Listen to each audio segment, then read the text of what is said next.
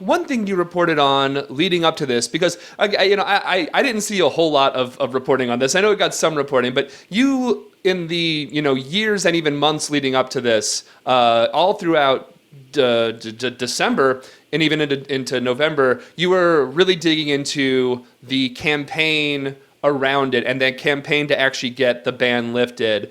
And you had a really interesting report about the American Petroleum Institute, which is just a great company that just really cares about America and the people.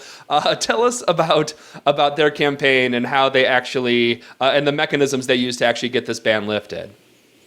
Yeah, API and then another group called the Domestic Energy Producers Alliance, DEPA, which was founded by Harold Hamm, who is the former energy advisor to GOP presidential nominee in 2012, Mitt Romney.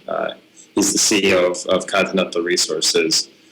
They led a campaign, a PR campaign called The Miracle of American Oil, and they reconceptualize a few things. First of all, we just talked about fracking and hydraulic fracturing. What Continental did through that campaign is instead of calling it fracking, they called it horizontal drilling. Instead of calling it oil or gas boom, they reconceptualized it as a renaissance. Those are the terms they use. And the Miracle of American Oil was a campaign that was launched actually on the PR campaign that was launched on the 40-year anniversary of the export ban being in place in the United States. So this campaign began in 2013. So it's been an ongoing campaign that's happened on the airwaves in targeted communities and targeted congressional districts and that sort of thing. And actually, the reason why I know about this story was because Continental Resources bragged about it. They won an award to the Public Relations Society of America, and this document that I found that was stuck behind a paywall, so I paid to get an account and found the document. It's a 3-page report in which they outlined all the things they did, which went beyond just the advertising campaign itself, but lobbying Congress and getting people in Congress to start talking about it in a different way.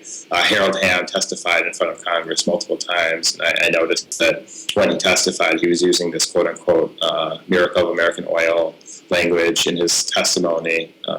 So it was a very well-coordinated and ultimately successful campaign by Continental Resources, the Oklahoma City-based company, and the company that's referred to as the quote-unquote king of the Bakken. They're really the biggest producer in the Bakken Shale. Of course, the region in which where that oil will be fracked, a lot of it will now be exported to the global market under this new energy regime that's in place in the United States. Yeah, just the language is, if it wasn't so serious, and if like the planet's health and the actual survival of humanity wasn't actually tied to this, it would just be hysterical. Just like the miracle, it's miraculous, no, it's not miraculous. And again, well, we can't call it fracking. Everybody hates fracking. Just the idea of poisoning the water and all the leaks and all that stuff. Horizontal drilling, that works, and apparently it worked. People are dumb enough to buy into it. And Renaissance, trying to get back to the Renaissance, the good old days of just dirty, horrible oil fields, and it'd be funny if it wasn't so bloody serious, and the fact that people fell for it, or at least enough of Congress fell for it through donations. It's sad. That's the thing. So it's a combination of the fact that this was, of course, a PR campaign, but it was coupled with a well-funded lobbying campaign, which that was more what American Petroleum Institute was at the center of, alongside companies like ExxonMobil and all of Big Oil. They were all behind this. You see I wrote an article about Meet the Lobbyists behind this, and it became a very long article very quickly because there was such a big army of lobbyists that were sent out. And then, of course, there was the think tank network that they fund, that Public Accountability Initiative wrote a whole report on just the think tanks and the funding of different quote-unquote experts who went out there, and they seem objective, but they're just funded by the same companies that are lobbying for this. And so it was a multiple-piece campaign that they waged, lobbying, think tanks, and advertising, and all together, that's how they ultimately got this thing lifted. I think it was almost unimaginable when it began in 2013, and Harold Hamm seemed pretty fringe for his advocacy on it, but then things started moving in motion, and ultimately by the end of 2015, 2 years later, they got what they wanted. Yeah, that's the thing that's really depressing about this. When, it's 2015, we know all the climate science, we know we're in deep, deep trouble as a species and for the survival of the species, and yet the fact that these oil companies can still essentially, it might take them a little bit longer, but they still get what they want. I actually want to ask you another one, because you actually wrote many articles about this, just a minute or two on this. So the API, American Petroleum Institute, actually used a campaign where they were fear-mongering Iran and Russia, which is highly, highly hypocritical. So you had a whole piece about that. So tell us a little about the API's hypocrisy. Yeah, it's fascinating stuff. So that was the center of the API campaign, was looking at, hey, Russia can export oil and so can Iran, so why can't we? This is a way to, get rid of their predominance in the global oil market. And so the United States should be able to do the same thing. They waged this campaign.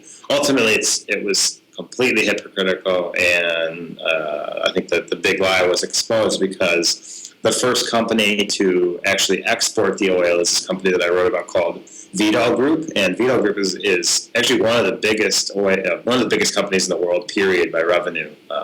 They move all kinds of commodities and do commodities trading, and they were the first company to actually they will export the oil from down in the Gulf Coast to Switzerland. The Wall Street Journal reported, and Vitol Group, of course, my article outlined, has business ties with Russia and Rosneft, and has business ties previously with Iran doing oil trading. And so the very same countries that the API was citing as reasons for why the export ban is lifted, the first company to actually export that oil has past or current business ties with those same exact countries. And so I think that's just, and of course, API members, the bigger picture here is that many API members also have business ties with Iran and Russia, including ExxonMobil, which has extensive business ties right now with Russia, and has been lobbying for,